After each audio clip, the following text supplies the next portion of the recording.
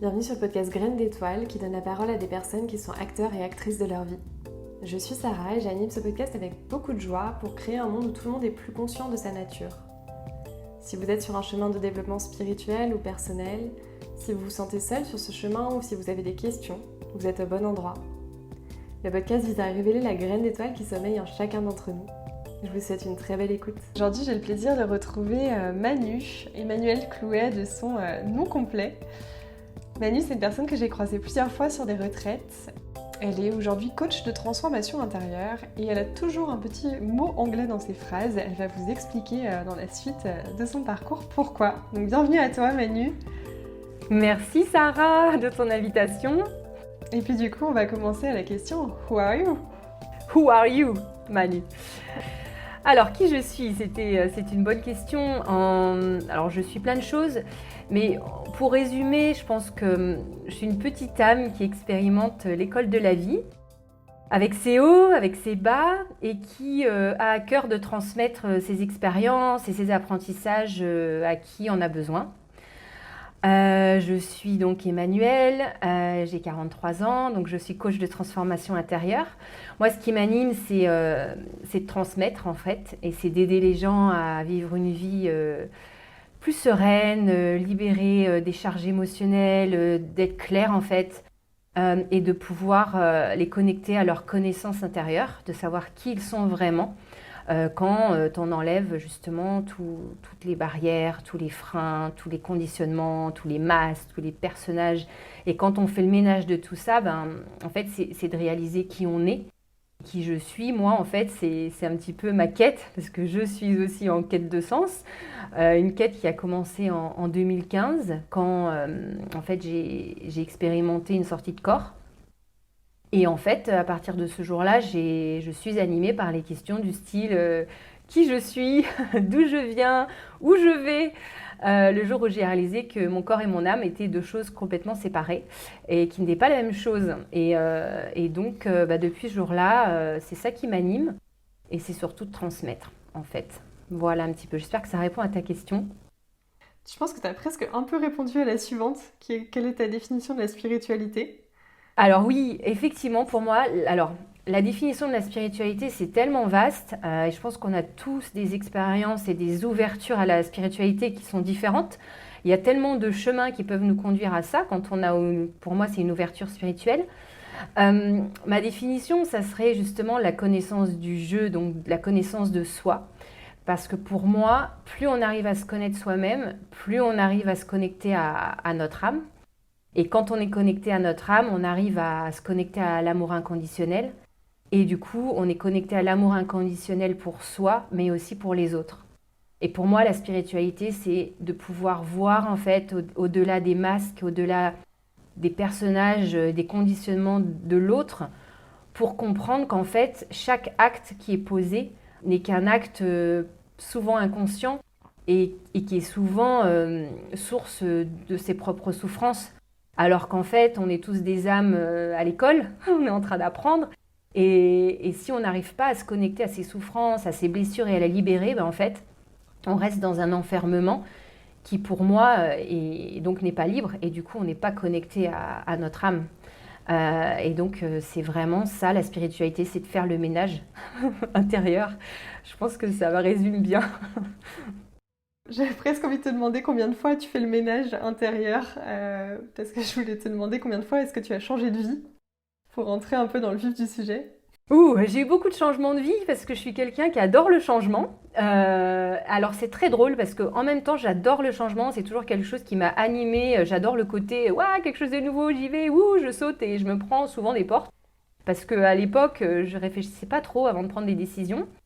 Comme je me suis quand même fait mal plus d'une fois, j'essaie de réfléchir un petit peu plus avant d'agir. Mais effectivement, mon premier changement, alors en fait, pour résumer en gros, donc moi je suis française, j'ai fait toutes mes études en France, ma vie en France.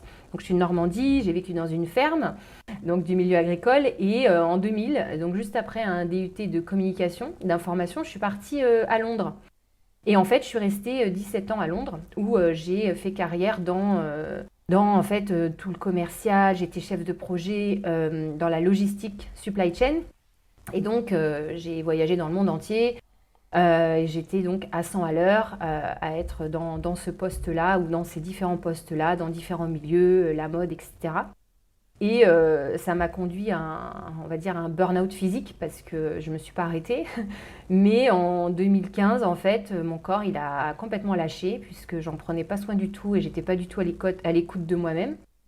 Et ce corps a lâché alors que j'étais en train de m'envoler pour le Sri Lanka pour le travail. Et en fait, j'ai fait un malaise vagal dans l'avion et j'étais épuisée puisque ça faisait 15 ans que j'étais insomniaque, 15 ans que je faisais énormément de sport, 15 ans que je buvais beaucoup d'alcool, que je faisais beaucoup la fête, que je sortais beaucoup, que je travaillais beaucoup. Enfin, tout était dans l'extrême en fait. Et en même temps, avec une pêche, une énergie de folie, hein. Rien ne m'a arrêté en fait. Et ce jour-là, j'ai vraiment une grosse prise de conscience. Parce que ça a été un gros choc quand même de ne pas pouvoir me relever dans l'avion et aussi une grosse humiliation. Et là, en fait, j'ai découvert la méditation transcendantale qui m'a complètement transformée. C'est-à-dire qu'elle m'a fait dormir en l'espace de 3 jours. Donc en l'espace de 3 jours, en méditant 2 fois par jour, donc 40 minutes par jour, j'ai retrouvé le sommeil que j'avais perdu depuis hyper longtemps. Et non seulement ça, c'est qu'en l'espace de 2 mois, ma vie, elle a complètement changé. Le coaching est venu à moi, j'ai découvert euh, la découverte intérieure, la connaissance de soi, etc. Et du coup, j'ai commencé cette formation de coaching et de PNL. Et en même temps, c'était clair pour moi que la vie, elle m'a dit, ben, c'est pas par là, c'est par ici. Donc voilà la porte, tu la cherchais pas, mais nous on te la donne. Et en gros, c'est par là que tu vas, quoi. Et ça m'a un petit peu bouleversée parce que j'avais pas du tout l'intention à l'époque de changer de carrière, de changer de vie, de changer. Enfin, j'avais détesté faire des études à l'époque, donc j'avais pas du tout l'intention de m'y remettre. Et en fait, c'était tellement pour moi logique et passionnant que j'ai commencé ça en me disant, mais en fait, je vais faire coach. Je le fais même pas pour moi, en fait, je le fais pour moi, mais je le fais surtout parce que ce que j'apprends là, je peux pas ne pas le transmettre. En fait, c'était impossible pour moi de le garder pour moi, pour juste ma transformation intérieure. Donc ça, c'était en 2015. Premier changement. Et qui a eu, où j'ai eu beaucoup de jugements, en fait, parce qu'en fait, on s'imagine bien que dans les conditionnements familiaux, si tu as un bon travail, tu as un bel appart, que tu réussis bien ta vie, entre guillemets, c'est-à-dire que tu gagnes bien ta vie, parce que la réussite, c'est souvent lié à l'argent. Moi, personne ne m'a jamais demandé si j'étais heureuse et épanouie dans mon travail, hein. C'est jamais une question que je me suis posée. Aujourd'hui, quand je pose cette question à mes clientes, parfois on me dit, bah, je sais pas. Bah voilà, moi je savais pas en fait. Et puis le jour où j'ai découvert le coaching, je me suis dit, mais ça, c'est un truc de fou quoi. Si je peux en faire mon travail, ça serait extra. Sauf que là, forcément, ben, je me suis confrontée au jugement donc de la famille, de mes amis, qui me disaient, mais tu vas pas reprendre des études maintenant, faire des études en même temps que ton boulot, tu vas jamais y arriver. Et coach, c'est quoi les coachs? Ça sert à rien. Et qu'est-ce qui va payer pour tes services? Et tu vas trouver comment tes clients? Et tu vas pas repartir à zéro parce que moi, à l'époque, j'avais 37 ans. Donc recommencer sa vie à 37 ans, tu n'y penses pas, tu es beaucoup trop vieille, etc., etc. Donc ça a été intéressant comme processus, mais c'est quelque chose enfin, pour moi, il n'y avait pas de, il y avait pas de question en fait. Ça, c'était leur croyance, c'est aussi mon travail, donc j'ai énormément pris de recul par rapport à tout ça. J'ai dit, soit vous me soutenez dans mon projet, soit en fait, je ne veux pas vous entendre en fait, ça m'intéresse pas, vos peurs. C'est que vos peurs. Et ça t'a amené à ton deuxième changement de vie? Alors, deuxième changement de vie. Donc, de 2015 à 2016, je me suis formée en coaching. Je travaillais toujours à Londres. Je faisais les deux à plein temps. Donc, c'était un peu la folie. Mais bon, comme je dormais, c'était cool. Et en fait, en 2017, il y a eu l'annonce du Brexit en fait à Londres qui était en 2016. Donc, ça s'est concrétisé cette année. Mais ça a été vraiment 2016, la première annonce. Et du coup, je me suis dit, bon, concrètement, j'ai pas d'attache à Londres à part mes amis. Mais il y en avait beaucoup qui étaient partis. Donc, je me suis dit, ok, qu'est-ce que je veux faire de ma vie maintenant? Où est-ce que je veux vivre? Et j'ai décidé d'aller vivre dans le sud de la France, où je suis maintenant, à Aix-en-Provence, en me disant, je connais pas, j'ai envie de soleil, j'ai envie de nature, j'ai envie d'un meilleur climat, j'ai envie d'être cool, j'ai envie de bosser en ligne, j'ai envie de bosser de là où je veux, d'être plus proche de ma famille. Donc, je pars à Aix-en-Provence. Et le jour où j'ai donné ma démission donc chez Marks & Spencer, la boîte pour laquelle je travaillais à Londres, mon dos s'est bloqué. Donc, j'ai eu des problèmes de dos depuis chroniques, hein, ça faisait 15 ans que je traînais ça. Que depuis 2 ans, je maîtrisais super bien. Donc, j'avais plus mal, j'avais plus rien. Et donc là, je suis allée voir mon ostéopathe et je lui ai dit, bah écoute, je comprends pas, pour l'instant, j'ai vraiment pris soin de mon dos et je comprends pas, là, il est complètement bloqué. Et il m'a dit, effectivement, il est complètement bloqué et je ne peux rien pour toi parce que là, t'es bloqué de chez bloqué. Donc ce qu'il faut savoir, c'est que ma colonne, elle s'est déplacée.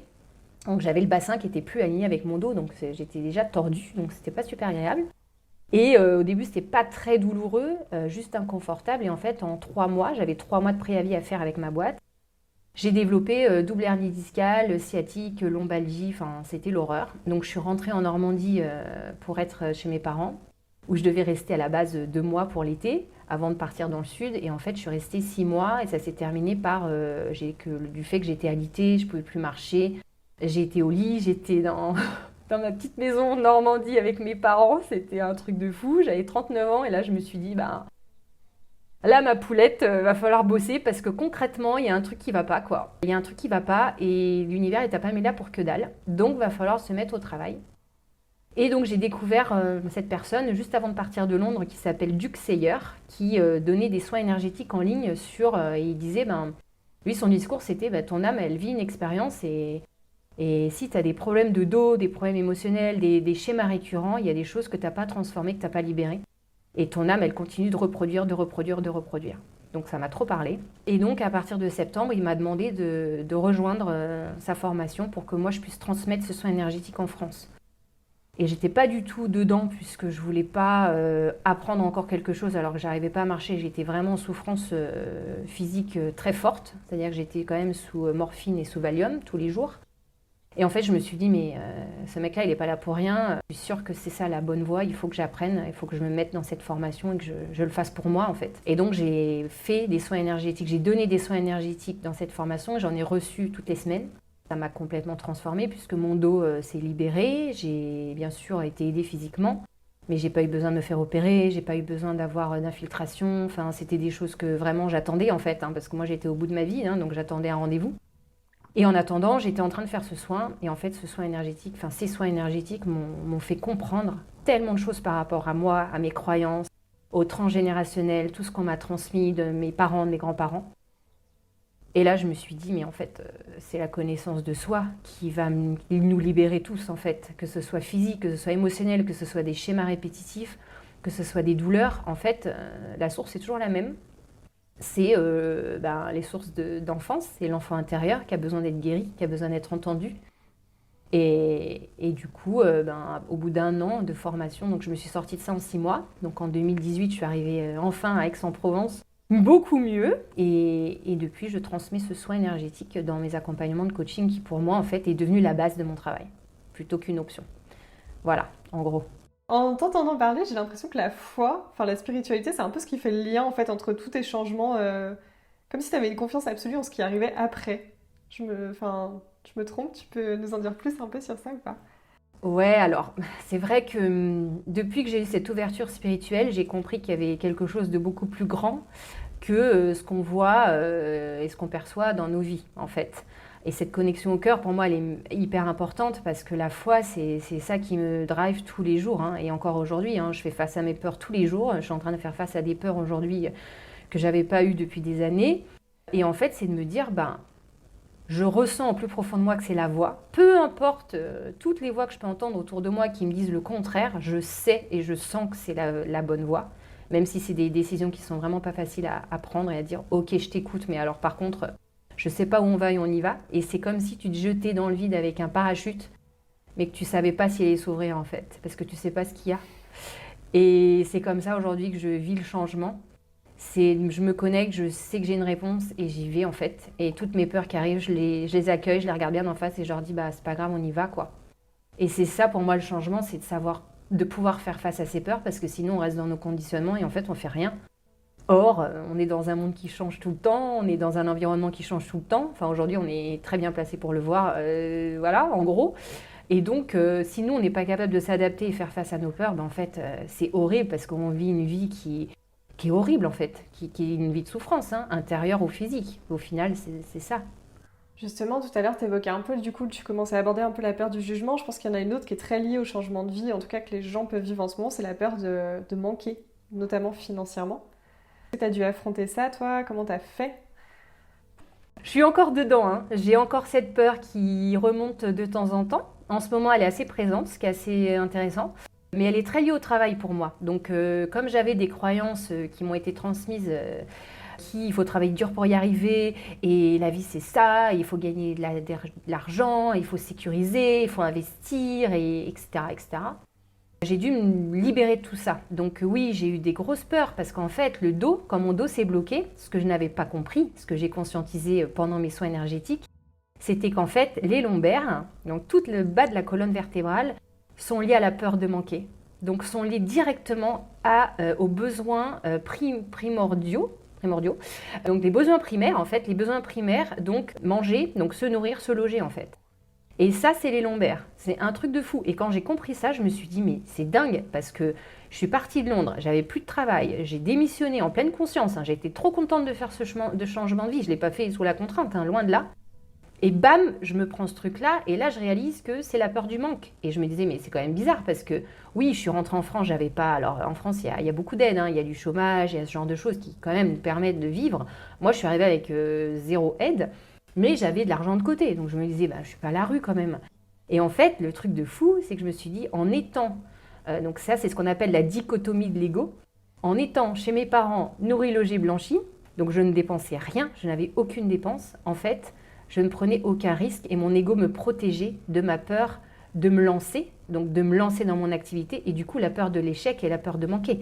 Parce qu'à partir du moment où je partais de chez mes parents, il fallait que je paye un loyer, il fallait que je m'assume en fait financièrement. Ça veut dire que les comptes, ils allaient commencer à descendre. Et en fait, quand j'ai réalisé ça, je me suis dit, oh, mais il faut que je fasse face à cette peur parce que si je ne fais pas face à cette peur, bah concrètement, je ne vais jamais partir de chez mes parents. Et ça, c'était pas une option, tu vois. Et donc oui, ça c'est un vrai travail et je pense que tout le monde devrait travailler ça. Parce que c'est tellement quelque chose qui est ancré dans notre société qu'on a tous ces croyances, on a tout ça en nous. Et personne, je pense, n'a pas ces peurs-là. À différents degrés certes, mais c'est quelque chose que je continue à travailler. Quand je sens que j'ai peur de manquer, quand je sens que j'ai un mois qui est plus bas que l'autre, je me dis « oh !»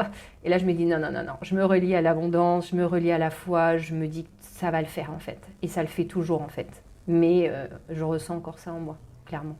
Il y a une autre peur qu'on a un peu évoquée déjà ensemble qui est très liée à ton changement de carrière, qui est j'ai passé 17 ans dans une boîte à Londres et maintenant j'arrive en France, je change de carrière, je change de posture, je change de métier. Comment est-ce que tu retrouves ta légitimité dans tout ça? Comment est-ce que tu retrouves sa posture dans tout ça? Sa valeur?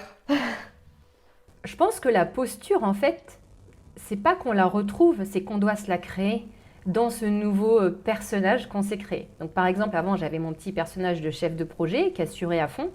Et maintenant, je changeais avec un nouveau personnage qui était la coach. Mais la coach qui sort de ses études et qui n'a pas vraiment d'expérience, en tout cas juste les petits cobayes qu'elle a utilisés, en fait, elle n'a aucune légitimité, tu vois, pour elle.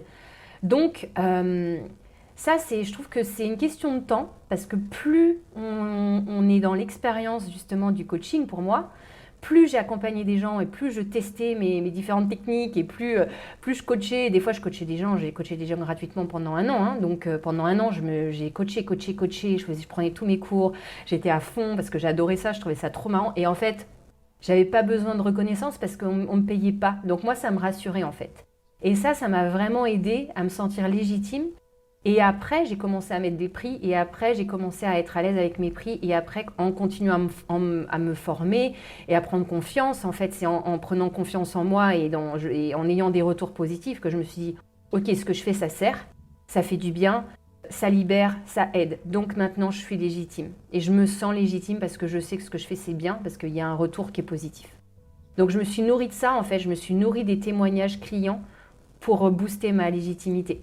Et je pense qu'au début, c'est important d'avoir ce petit temps-là pour s'autoriser à ça, parce qu'effectivement, quand on sort de formation, ou de peu importe, hein, même sans formation, on se dit, mais qui je suis moi pour avoir, par exemple, les gens qui sont dans le soin énergétique, par exemple, qui commencent à développer des choses extrasensorielles, ils vont se dire, je ne suis pas légitime, qui je suis?